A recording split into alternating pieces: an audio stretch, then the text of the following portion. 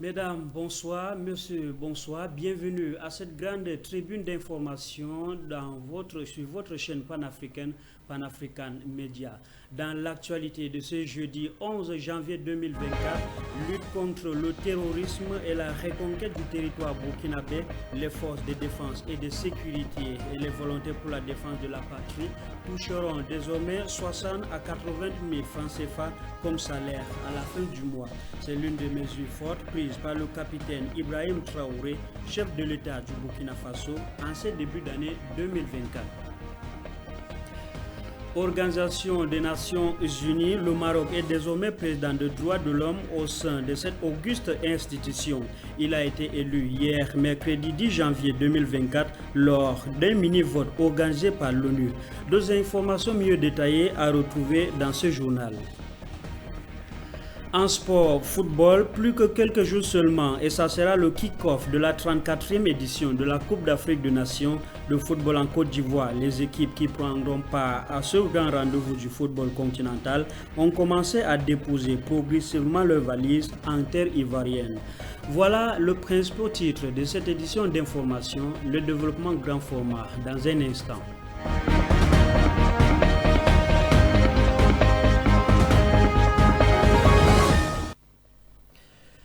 Mesdames, Messieurs, une fois de plus, bonsoir et vous faites bien de regarder cette édition d'information sur Panafrican Media. Nous l'ouvrons au Burkina Faso. Comme nous le disions donc en titre, le capitaine Ibrahim Traoré revalorise la prise en charge de VDP. Dans un arrêté conjoint signé le 29 décembre 2023 par les ministres en charge de la Défense et de l'Économie, de nouvelles mesures ont été prises pour le traitement des volontaires pour la défense de la patrie. Plus de détails dans ce reportage. La prime d'invalidité des VDP va passer de 1 800 000 à 3 millions de francs CFA. Le salaire mensuel de 60 000 à 80 000 francs CFA. Le capital d'essai va croître de 1 million à 3 millions de francs CFA et les frais d'inhumation passent de 100 000 à 250 000 francs CFA. Ce sont, entre autres, les mesures prises par le chef de l'État, le capitaine Ibrahim Traoré, pour ces civils qui se sacrifient au quotidien aux côtés des forces de défense et de sécurité pour sauver le Burkina Faso des mains des terroristes. C'est ce qu'a informé l'agence d'information du Burkina Faso le 10 janvier 2024. Selon un arrêté conjoint signé le 29 décembre 2023 par les ministères en charge de la défense et de l'économie, les volontaires pour la défense de la patrie vont garder leur prime alimentaire de 1 500 francs CFA par jour et des frais de soins médicaux de 2 000 francs CFA par mois. Dans l'optique de faire face à ces lourdes et nécessaires charges supplémentaires, le chef de l'État, le capitaine Ibrahim Traoré, a pris des mesures pour renflouer le fonds de soutien patriotique déjà alimenté par diverses taxes et contributions.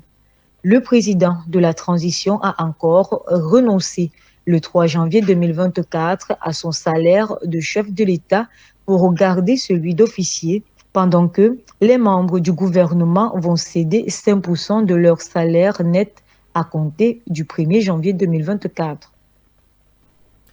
Et puis, dans son élan d'éradiquer le terrorisme et la défense du territoire, les forces de défense burkinabé enregistrent un record inédit. Près de 360 terroristes neutralisés en fin d'année à l'est et au centre-est du pays, un bilan qui assure et rassure le peuple burkinabé de ce que le terrorisme sous peu de temps ne sera qu'un mauvais souvenir pour le pays. D'autres précisions, c'est dans cet élément. À la fin de l'année 2023, les forces combattantes ont infligé les opérations terrestres et aériennes contre des terroristes perturbant la quiétude de la population burkinabé. Des opérations menées entre le 23 décembre 2023 et le 2 janvier 2024 dans les régions de l'Est et du Centre-Est qui ont permis de neutraliser environ 360 terroristes, parmi lesquels le chef terroriste le plus influent de la province de la Tapoa, Diko Umaru, alias Abu Mohamado. Des informations glanées auprès des sources sécuritaires. Il faut le préciser, dans cette victoire éclatante des forces de défense, au moins 83 terroristes ont été tués dans la seule journée du 23 décembre 2023. lors de la destruction de 6 bases dans la forêt de Noiro au centre-est du pays. D'importants logistiques appartenant à l'ennemi avaient également été saisis. Le lendemain, le 24 décembre 2023, ce sont 208 assaillants ayant subi le coup des forces combattantes en réponse à une embuscade contre un convoi de ravitaillement à Diapaga, cette fois-ci à l'est. Le 1er janvier 2024, la moisson a été grande. 67 combattants terroristes ont été abattus lors d'une autre embuscade contre le convoi de ravitaillement de Diapanga au niveau de la commune de Kanchari. En moins d'un mois seulement, l'opération sur le terrain a permis à l'armée burkinabé d'effectuer l'une de ses plus grandes prises, à savoir la neutralisation de Diko Umaro. Il était adjoint de Barry Idrissa Hassan, alias Muslim, le leader des groupes terroristes dans les régions de l'Est et du Centre-Est. Depuis 2018, Abou Mohamado a dirigé les factions terroristes dans la zone de Saboga-Kora, dans le parc Ali, planifiant plusieurs attaques importantes contre les VDS, les VDP et les populations civiles dans la zone.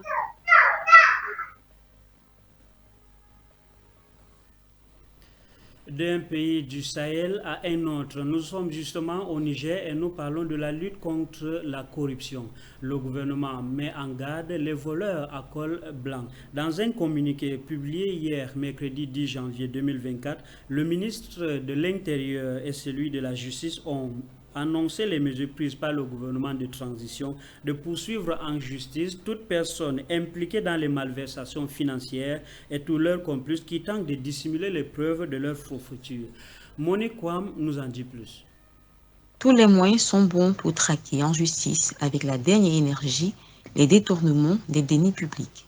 Selon le communiqué, le CNSP et le gouvernement de transition useront de tous les moyens légaux en leur possession pour veiller à ce que toutes les responsabilités dans cet acte soient connues, évaluées et rigoureusement situées afin que la poursuite en matière soit rapidement engagée. Nul ne pourra échapper à la justice conformément aux lois et règlements en vigueur. Il faut le préciser, le ministre de l'Intérieur et celui de la Justice relèvent que depuis les événements du 26 juillet, les personnes mal intentionnées tentent d'échapper aux actions de lutte contre la corruption, l'enrichissement illicite, la concussion, la gabegie et le passe-droit en s'activant à organiser leur insolvabilité à travers des manœuvres dolessives et dissimulatoires de leurs biens, le plus souvent mal acquis, et cela au détriment des intérêts sacrés du peuple nigérien. Par ailleurs, ces manœuvres se font par le trébuchement de la vente, de la simulation des ventes, des prêts et autres actes de donation réels ou supposés. À travers ce communiqué, le ministre de l'État de l'Intérieur et le ministre de la Justice avertissent les acteurs de ces pratiques qui constituent des infractions à la loi pénale ainsi que leurs coacteurs et complices. Le Conseil national pour la sauvegarde de la patrie, CNSP, et le gouvernement de transition restent déterminés à combattre ces fléaux de toutes ces formes. Aucune discrimination à l'égard des contrevenants ne sera tolérée dans la protection et la défense des intérêts du peuple nigérien. Et puis, dans la suite du journal, nous restons justement au Niger pour parler de cette liberté provisoire accordée au fils de l'ancien président Salem Bazoum depuis le 26, détenu donc depuis le 26 juillet dernier et qui est sous le coup d'une inculpation pour complot ayant pour but de porter atteinte à l'autorité ou à la sûreté de l'État. Cette libération a été obtenue dans le cadre de la recherche d'une solution négociée à la situation politique au Niger et c'est un premier geste d'apaisement de Niamey suite aux négociations avec la CEDEAO. Dites-vous Alain Diok dans cette chronique. Lors de leur dernier sommet ordinaire en date du 10 décembre 2023 à Abuja, les chefs d'État de la CEDEAO ont acté le renversement du régime de Mohamed Bazoum, mais ont exigé la libération du président déchu, des membres de sa famille, ainsi que de ses proches comme condition préalable à la levée progressive des sanctions économiques et financières imposées au Niger au lendemain des événements du 26 juillet dernier. Les médiateurs ont été désignés pour engager des négociations avec le Niger et c'est dans le cadre de ce dialogue mené sous l'égide du président du Togo, Faure Sibé, et de la Sierra Leone, Julius Maada Bio, que cette libération du fils de Bazoum Mohamed a été possible. Un geste d'apaisement selon toute vraisemblance. Salah Mohamed Bazoum est gardé depuis le coup d'État du 26 juillet dernier à la résidence présidentielle en compagnie de ses deux parents, l'ancien président Bazoum et sa femme Kadida. Le fils de l'ancien président Bazoum Mohamed bénéficie d'une liberté provisoire depuis le lundi 8 janvier suite à la décision du juge d'instruction en charge du dossier auprès du tribunal militaire qui a inculpé Salem Mohamed Bazoum de complot ayant pour but de porter atteinte à l'autorité ou à la sûreté de l'État. Selon des sources proches de l'ex-famille présidentielle, le juge a même autorisé à l'intéressé qui étudie en France à pouvoir voyager tout en restant à la disposition de la justice en cas de besoin. Aussitôt libéré et après avoir rencontré quelques autorités de transition, notamment le Premier ministre Alamine Zien, il a été remis aux autorités togolaises par l'entremise du ministre des Affaires étrangères, professeur Norbert Doucet, qui a fait spécialement le déplacement à Niamey avant de rallier Lomé. Suit donc à une requête déposée par ses avocats, le juge des référés près du tribunal de grande instance hors classe de Niamey avait, dans une ordonnance le 6 octobre 2023, dit constater que Salem Mohamed est victime de voies de fait et de troubles manifestement illicites et a ordonné leur cessation immédiate. L'ordonnance de sa libération n'a pas été suivie de fait puisque les avocats de l'État ont fait appel à la décision. Par la suite, les avocats du président déchu Mohamed Bazoum, sa femme Kadida Ben Mabrouk Bazoum et de son fils Salem Bazoum avaient également porté plainte le 18 septembre 2023 contre l'État du Niger devant la Cour de justice de la CEDEAO pour violation de leurs droits constitutionnels et plus précisément arrestation et détention arbitraire.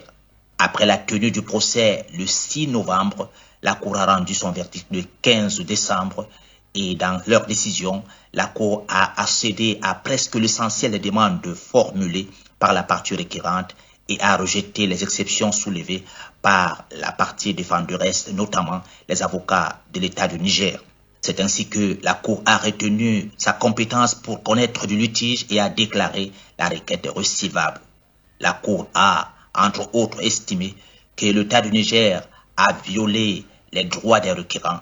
La Cour a par conséquent ordonné à l'État du Niger la mise en liberté immédiate et sans condition de l'ancien chef de l'État et de sa famille et de conformer sans délai au respect d'un délai d'1 mois à compter de la date de la notification qui lui sera faite du jugement pour faire un rapport à la Cour de l'État d'exécution de cette décision.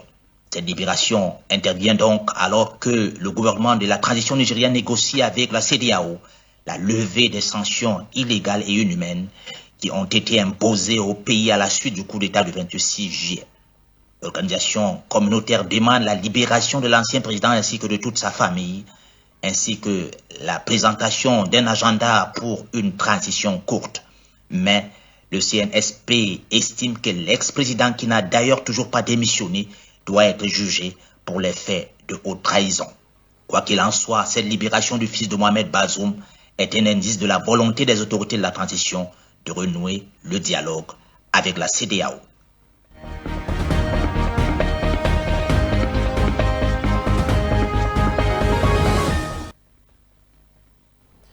Nous voici en Afrique du Nord, nous le disions en titre, le Maroc décroche la présidence des droits de l'homme en ce début d'année 2024. Le représentant permanent du Royaume du Maroc auprès de l'ONU à Genève a été élu hier, mercredi 10 janvier 2024, lors d'un mini-vote organisé par cette organisation continentale, ou alors cette organisation mondiale.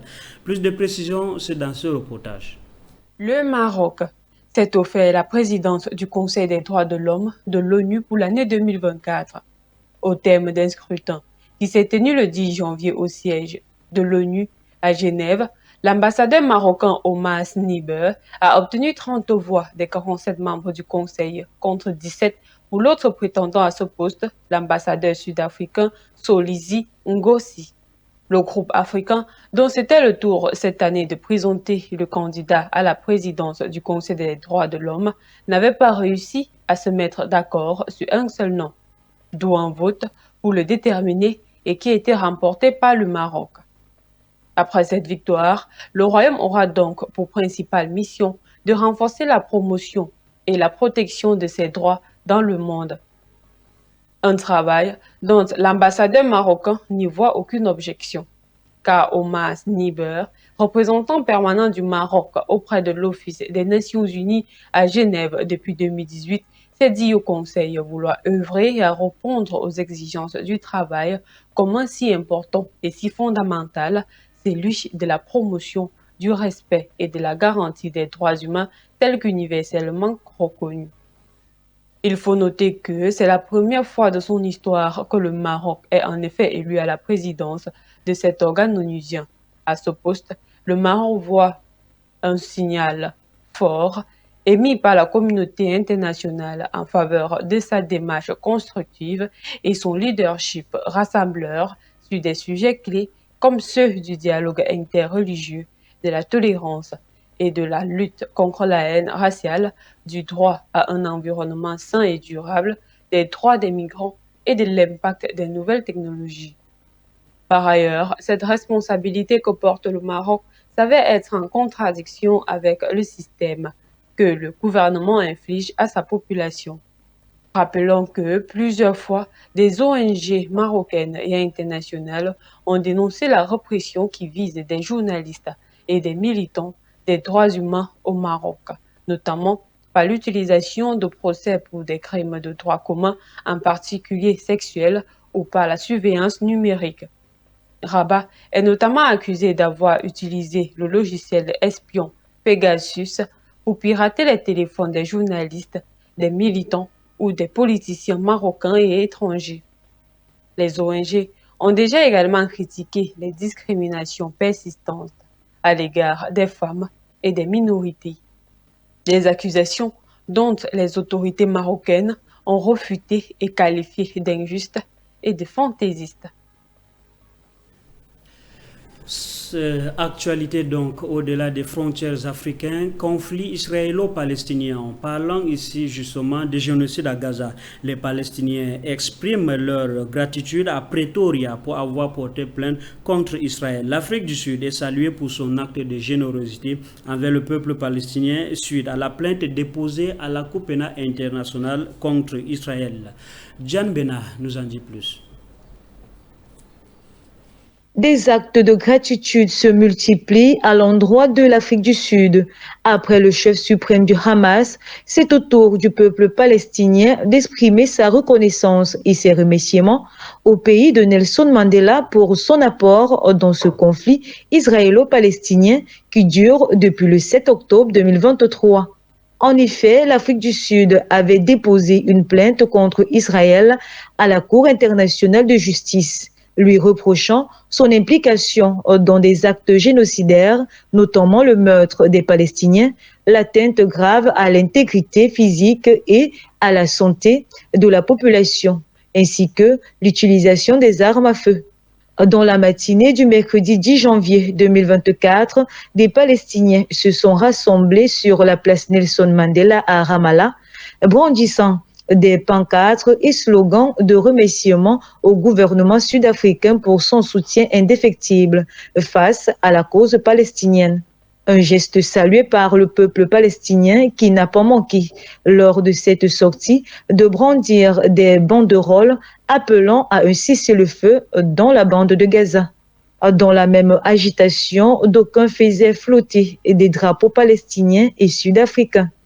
Pour le maire de Ramallah, Issa Kassis, tout comme l'Afrique du Sud, de nombreux pays ont ressenti leur douleur, mais Pretoria a décidé de matérialiser sur du papier et a déposé un dossier, a-t-il exprimé en remerciant l'Afrique du Sud. En rappel, décembre 2023 marque la date à laquelle l'Afrique du Sud avait saisi la plus haute juridiction des Nations Unies d'une plainte accusant Israël de génocide à l'encontre des Palestiniens de Gaza et demandant à celle-ci d'ordonner à Israël de mettre fin à ces attaques. Une plainte qui avait alors reçu l'approbation et le soutien de 5 autres pays, notamment l'Organisation de la coopération islamique, la Jordanie, la Turquie, la Malaisie et la Bolivie, tandis que Israël et les États-Unis continuent de s'y opposer.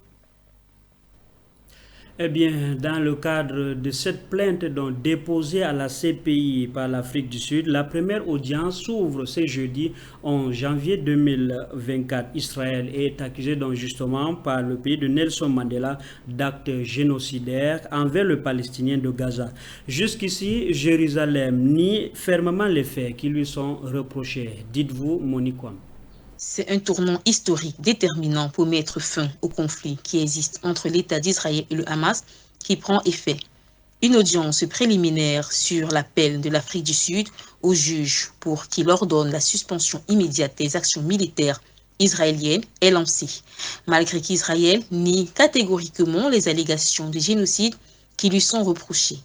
Prévue du 11 au 12 janvier 2024 à La Haye, l'audience d'ouverture se concentre sur la demande de l'Afrique du Sud visant à ce que le tribunal impose des ordonnances prévisoires contraignantes, notamment qu'Israël mette fin au bain de sang en Palestine. Une décision qui risque de prendre des semaines. Cependant, Pretoria continue à demander à la CEJ d'ordonner à Israël de cesser le feu, car cela cause des graves atteintes mentaux et physiques au peuple palestinien à Gaza. Également de cesser de lui imposer délibérément des conditions de vie destinées à entraîner sa destruction physique en tant que groupe et enfin de permettre l'accès à l'aide humanitaire. Selon le ministre de la Santé de Gaza, dirigé par le Hamas, l'offensive israélienne a tué plus de 23 200 Palestiniens à Gaza. Environ 2 tiers des morts sont des femmes et des enfants. Selon les autorités sanitaires, le bilan des morts ne fait pas de distinction entre les combattants et les civils. Il est à noter que l'Afrique du Sud avait porté plainte contre Israël le 29 décembre 2023 pour génocide à Gaza auprès de la Cour internationale de justice, CEJ, le tribunal de l'ONU chargé de régler les différends entre États. En Russie, face à l'évolution de la structure technologique, Moscou propose ou alors crée une nouvelle plateforme similaire à l'Organisation des pays exportateurs du pétrole pour favoriser les échanges.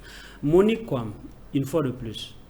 Le monde technologique étant en permanence en mouvement, la Russie, pays membre des BRICS, par le biais de son ministre des Richesses naturelles, Alexandre Kozlov, a proposé la création d'une plateforme similaire à l'OPEP pétrolier, un lieu qui pourra permettre aux pays membres de coordonner la circulation des matières premières minérales.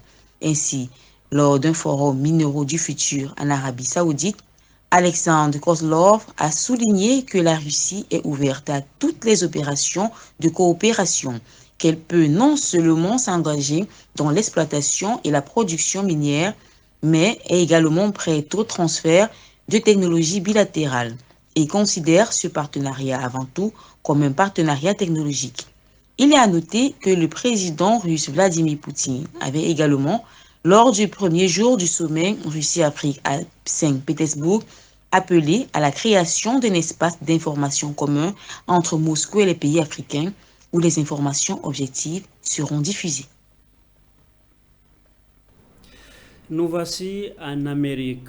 Conflit interarmé en Équateur, le président équatorien Daniel Noboa décrète un couvre-feu sur tout l'étendue du territoire en raison de l'attaque armée sur un plateau de télévision nationale le 9 janvier 2024. Plus de précisions, c'est avec vous, Fabiola Dombe. C'est un climat d'insécurité qui règne en Équateur. Le pays est devenu le théâtre des massacres orchestrés par des gangs. Dans l'après-midi du 9 janvier 2024, des hommes armés ont fait éruption sur le plateau de télévision publique Guayaquil. À cet effet, le président Daniel Noboa a déclaré le pays en état de conflits armés internes et a imposé un couvre-feu. Les hommes armés de pistolets et de bâtons de dynamite sont entrés sur le plateau de la chaîne TC Télévision dans la ville portuaire de Guayaquil et ont crié qu'ils avaient des bombes. Des bruits semblables à des coups de feu pouvaient être entendus en arrière-plan. Dans l'immédiat, il n'était pas précisé si des membres du personnel de la station avaient été blessés. Plus tard, le chef de la police équatorienne a déclaré que les autorités ont arrêté tous les hommes armés qui sont entrés par effraction dans le studio de télévision. Le premier bilan révèle des violences qui ont fait au moins 10 morts. Par ailleurs, le commandant de la police, César Zapata, a déclaré à la chaîne de télévision Télé Amazona que les policiers avaient saisi les armes et les explosifs que les intrus masqués utilisaient pour menacer les otages, sans toutefois préciser combien de personnes avaient été arrêtées. Selon le policier César, ces actes criminels sont considérés comme du terrorisme. En rappel, l'Équateur a été secoué par une série d'attaques, notamment l'enlèvement de plusieurs policiers à la suite de l'évasion apparente d'un influent chef de gang. Le président Daniel Noboa avait alors affirmé lundi dernier qu'il déclarerait l'état d'urgence nationale, une mesure qui permet aux autorités de suspendre les droits des citoyens et de mobiliser l'armée dans les lieux comme les prisons. Peu après que les hommes armés ont pris d'assaut la chaîne de télévision, le chef de l'État, Daniel Noboa, a publié un autre décret désignant 20 bandes de trafiquants de drogue opérant dans le pays comme groupe terroriste et autorisant l'armée équatorienne à neutraliser ces groupes dans les limites du droit international humanitaire.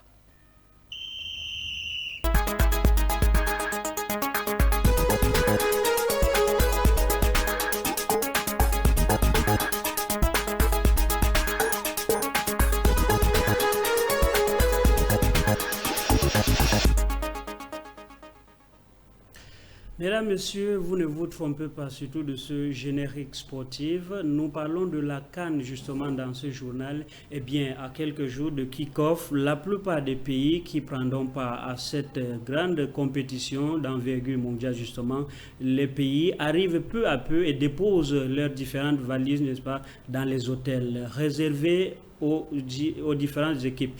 Nous aurons des informations surtout avec Hervé Sanjo dans cette mouture. Un incident s'est produit lors du vol dans lequel se trouvaient les joueurs et les staffs du quart de finaliste de la 33e édition de la CAN organisée en terre camerounaise.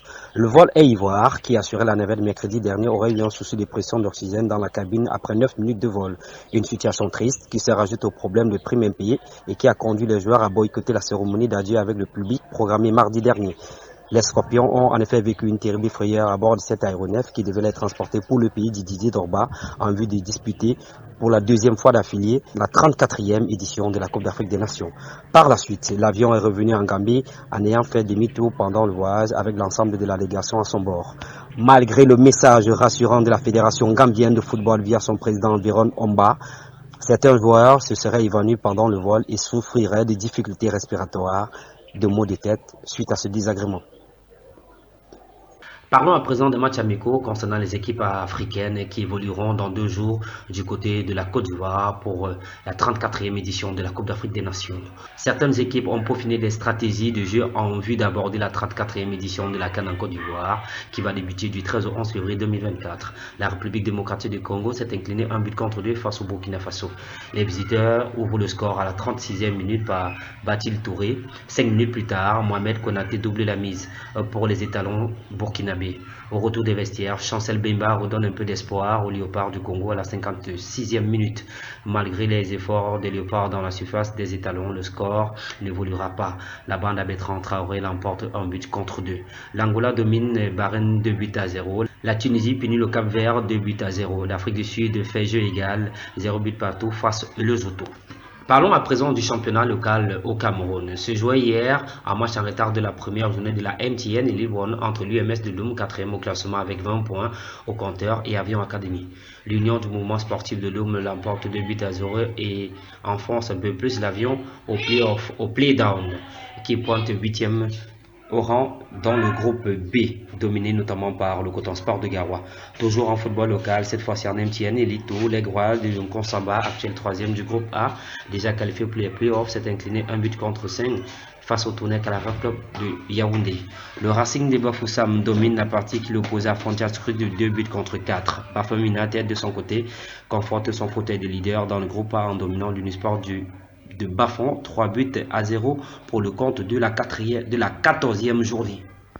La suite de cette journée se poursuit aujourd'hui avec le groupe A en ouverture des rideaux dès 13h30 heure locale. Yafoot, 7e au classement, croise le fer face à Renaissance de Ngoumou, dernier au classement. Léopard, quant à lui, se déplace sur les installations de Rangers FC de Bafoot. Fabé Yaoundé et Issoussa s'affrontent à 15h30. Edin Sport de la Leke leader essaiera de dompter la Panthère du Ndé qui est 5e au classement général. Merci Hervé Sandro.